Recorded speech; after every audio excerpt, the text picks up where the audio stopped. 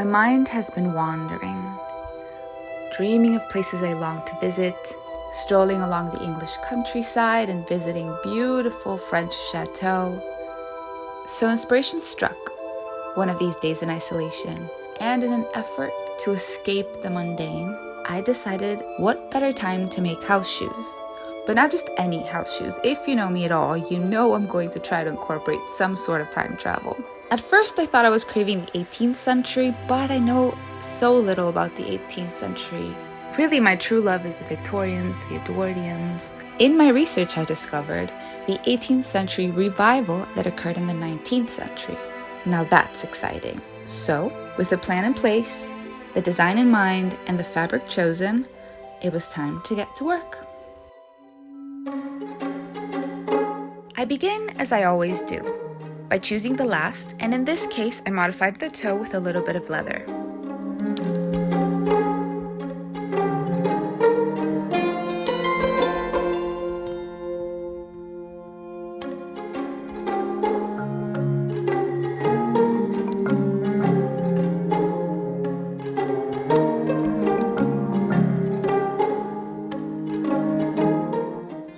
To create the pattern, I like to tape the lateral side of the left last only. I find that that method works perfectly well for me.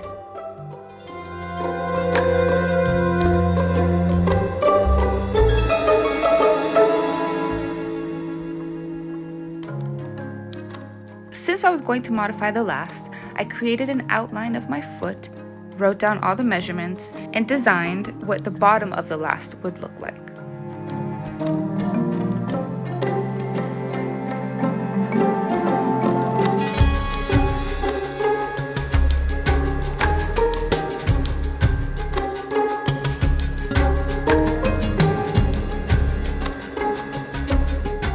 Making sure my measurements match the last, I started working on the pattern.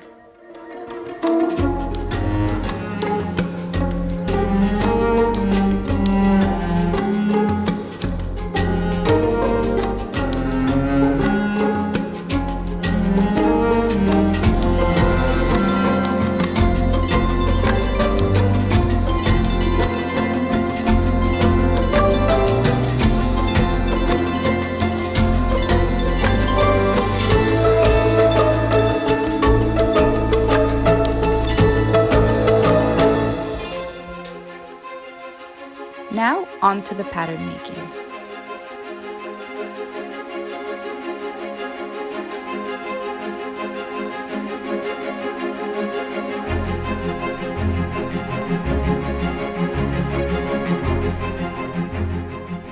The clicking, or cutting a fabric in this case, was very different from what I'm used to. I scalped the edges of the fabric to prevent fraying, and the lining needed a little bit of skiving to avoid a bulky seam.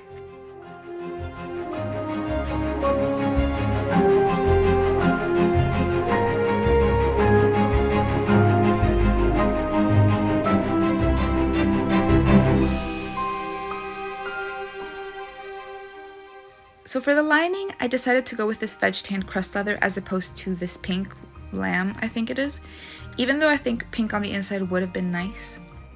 But I'm likely going to be wearing these shoes barefoot, and this pink is most likely not vegetable tanned. Therefore, there are chemicals present and it's not very healthy, at least not for prolonged direct contact with the skin. This here is vegetable tan, so it'll breathe better and doesn't contain any dyes. So I'm going to go with this leather. I also did consider using fabric, but I think the leather will give it a tiny bit more structure since it's a bit of a stiffer leather. Just a touch, not too much.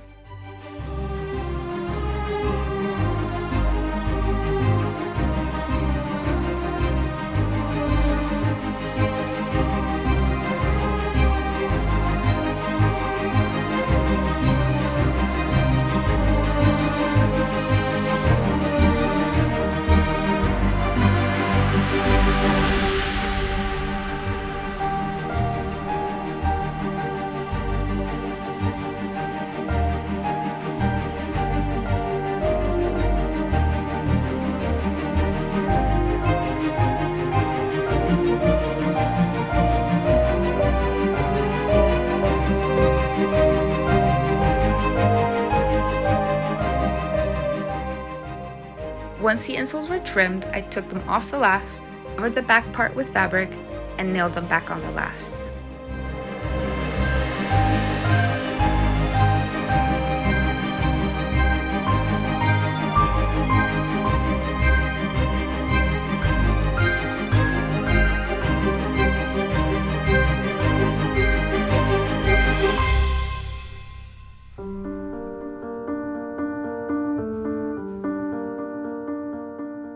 I have found that wet-lasting leather has worked for me in the past, so in this case I only sprayed the lining to help shape it, then lasted the upper as I normally do.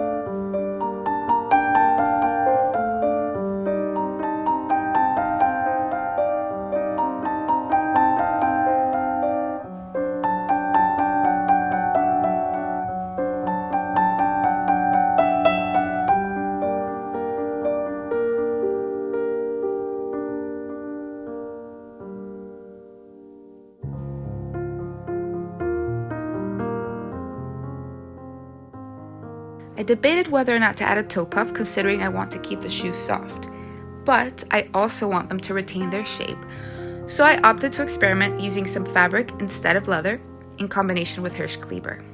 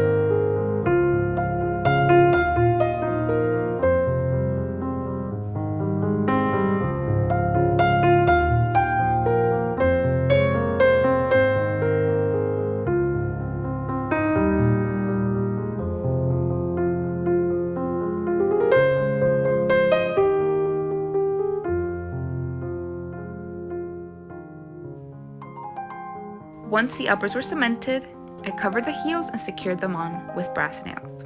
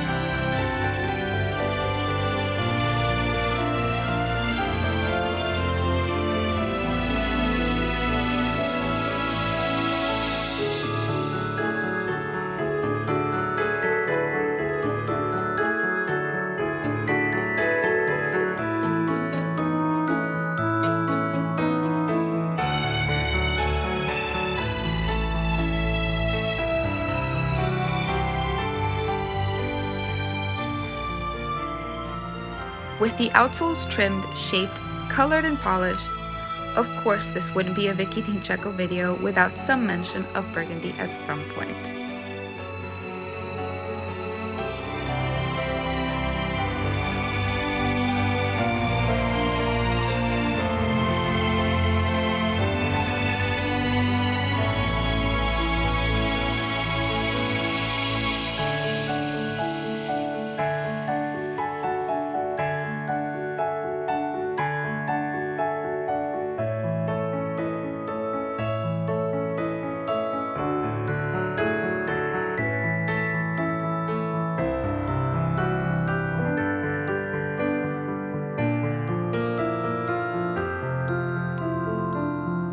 And with the final touches, my new boudoir slippers are complete.